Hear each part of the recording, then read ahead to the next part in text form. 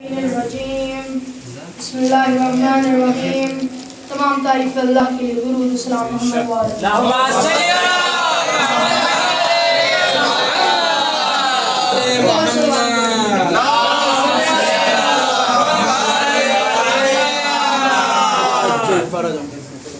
पहले तो आप सबको ईद मुबारक मुबारक। ये जो हम मजलिसे और जश्नों की ये जो हम महफिलें सजाते हैं, तो इससे दुश्मनान अहले बैत का ये पैगाम है कि हम थोड़े जरूर है मगर लावारिस नहीं हैं।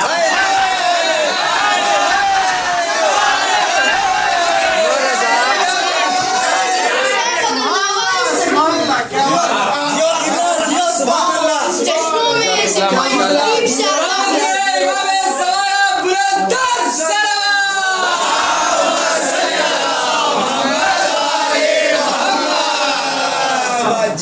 इस जश्नों में कोई करीब से आता है तो कोई दूर से आता है, लेकिन कोई भी अपने साथ अपना रिस्क लेकर नहीं आता है, क्योंकि हमें पता है कि जो दुनिया और आखिरत में रहते हैं चैन से, जो दुनिया और आखिरत में रहते हैं चैन से, खाना हसन से मिलता है तो पानी हुसैन।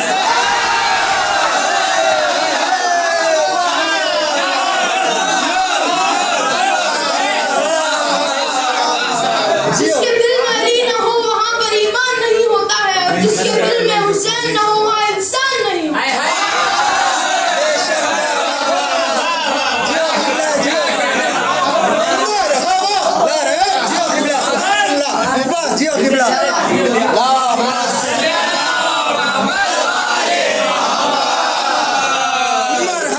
दुनिया और आखिरत में रहते हैं चैन से, जो दुनिया और आखिरत में रहते हैं चैन से, उन्हें पता है कि खाना हसन से मिलता है और पानी हुसैन से।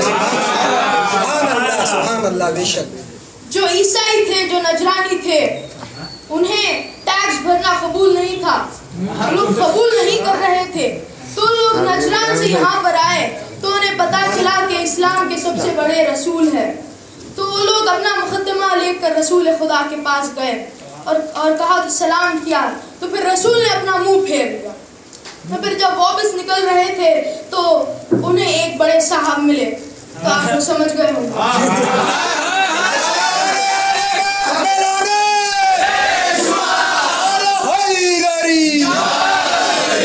तो उन्हें एक बड़े साहब मिले और कहा कि आपने कोई वकील को अपने साथ लेकर नहीं गया, आप कोई वकील को ले गए, फिर रसूल आपकी बात सुनेंगे, आप बस मुझे 2 अशरफियों की थैली दे दीजिए, मैं साथ चलूंगा, बस आप 2 अशरफियों की थैली दे दीजिए, गुलाम हाजिर है।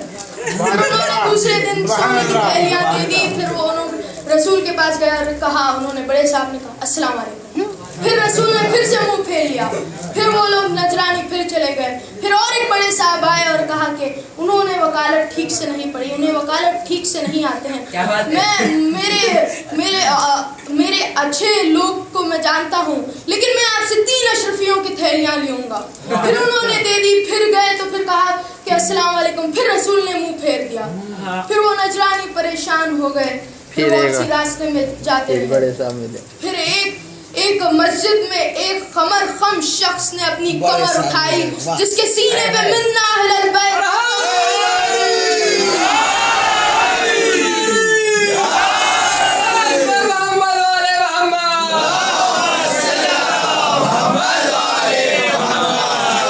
फिर उन्होंने कहा कि मैं एक ऐसे शख्स के पास लेकर जाता हूँ जो रसूल से आशना है,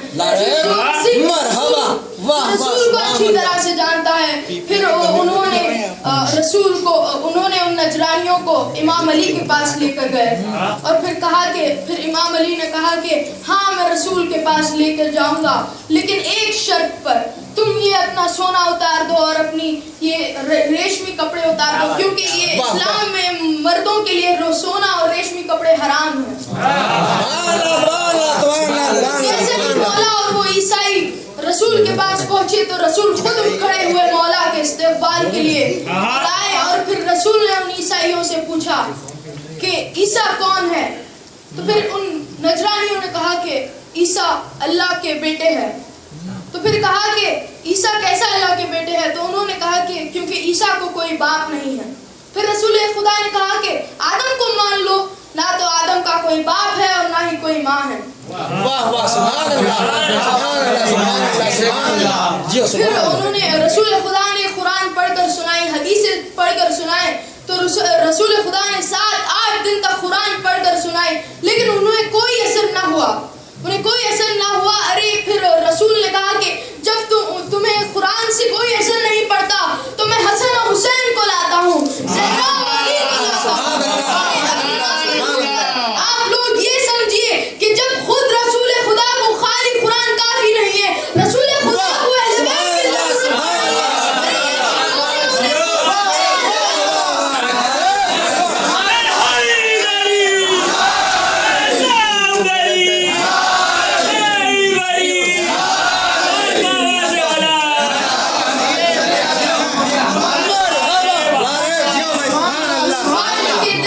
एक ही मैदान में सारे पंजतन आए।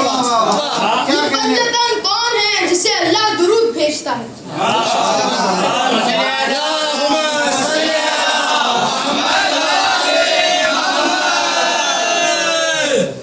एक वाकया है कि एक स्कूल में एक मौलवी साहब आए हुए थे। तो फिर उस्ताद ने पहले ही सबसे कह दिया था कि तुम्हें ये सवाल पूछना है, तुम्हें ये सवाल पूछना है। फिर जब मौलवी साहब आए तो एक बच्चे ने पूछा कि मौलाना मगरिब की नमाज की रकातें कितनी हैं? तो मौलाना ने कहा कि 3 रकात। सुभान अल्लाह। फिर और एक बच्चा उठ खड़ा हुआ और पूछा कि मौलाना अल्लाह मियां इस वक्त क्या कर रहा है? वाह वाह। मौलाना परेशान हो गए और उस्ताद से पूछा क्या ये बच्चा शिया है? तो उस बच्चे ने कहा कि मौलाना इधर देखिए, मैं सिर्फ शिया ही नहीं सैयद हूँ। फिर मौलाना परेशान हो गए। फिर उस बच्चे से पूछा कि क्या तुम्हें पता है, अगर तुमने जवाब दे दिया तो मैं तुम्हारा शागिर्द बन जाऊंगा? तो फिर उस बच्चे ने हंसकर कहा कि इन्नल्लाह व मलाइकतहु युसल्लूना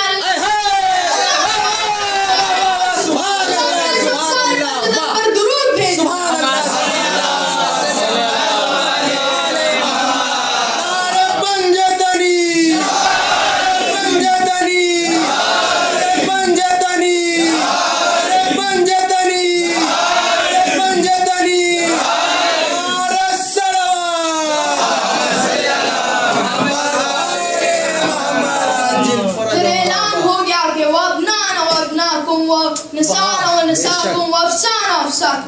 फिर सारे पंजतन मैदान में आए।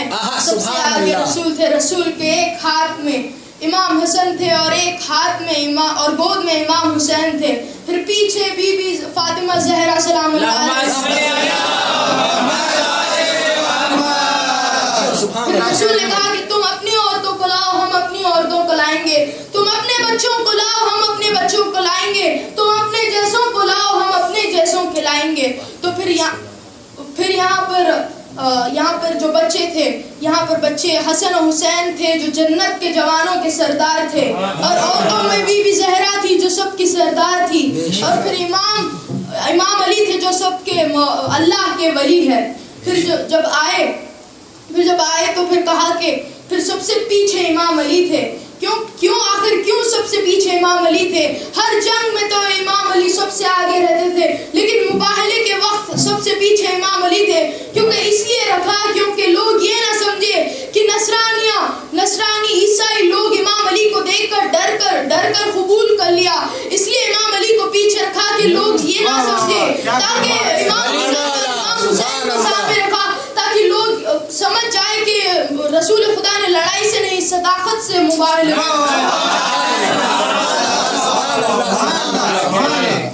फिर सलमान भी तो सच्चे थे, खंबर भी तो सच्चे थे, और फिजा भी तो सच्चे थे। तो सवाल ये उठता है कि रसूल ने उन लोगों को क्यों नहीं लाया?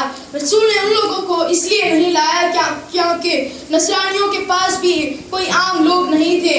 तो वहाँ पर हजरत ईसा थे, तो यहाँ पर इमाम हुसैन और इमाम हसन थे। वहाँ पर बीबी मरियम थी तो, और वहाँ पर बीबी ज़हरा थे, और वहाँ पर जिब्रील थे, तो वहाँ पर जिब्रील के उस्ताद।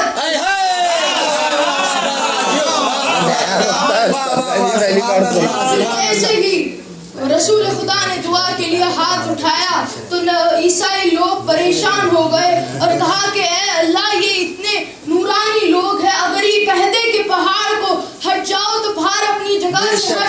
अगर ये कह दे कि सूरज को उतर जाओ तो सूरज उतर जाएगा, तो फिर अभी अल्लाह ने लानत भेज दी थी, लेकिन वो ईसाई लोग वो उस जगह से हट गए थे, वो लानत वहां पर रुक गई है। तो अब सवाल ये उठता है कि वो लानत गई कहां? तो फिर जब बाद रसूल जब बीबी फातिमा फिदक के लिए गई थी, तो फिर उन्होंने कहा कि कुछ गवाह पेश करो। तो फिर जब मौला बीबी फातिमा ने गवाह इमाम अली और इमाम हसन और इमाम हुसैन को पेश करा, तो उन्होंने जब इन गवाहों को ठुकरा दिया था, बीबी जबिज मुकदमा जीत चुकी थी, तो फिर कहा कि मैं उधर फिदक मांगने नहीं, जो मुबाहिले की रुकी हुई लानत थी वो उसके वारिस के घर था।